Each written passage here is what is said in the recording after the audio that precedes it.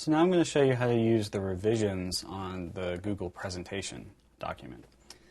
And just like all the other Google document, Google spreadsheet, and now Google presentation, you can go back to older versions by going to this revisions tab. And this is what it looks like when you're in Google presentation. So you've got just revisions by number right here, and then you've got when it happened and by who. And if you have multiple people collaborating on this presentation, it would have more than just me. It would have their name. And then just a brief thing about the changes made. And if I want to go look at one of these, I would just click it. And then it gives me this little view right here where I can see the slides just like that. And if I want to go back to it, I would have to revert to this one. But I'll just close that.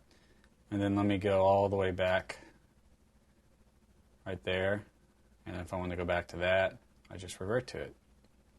So that's how you go back to older versions of your presentation. And this is useful if, you just happen to make some mistakes and you just want to start over. All you would have to do is just go back and find that revision and just click the revert to this vision button and start from there, rather than having to delete a whole bunch. It'd also be useful if you have other people collaborating with you and maybe somebody makes a couple of big mistakes.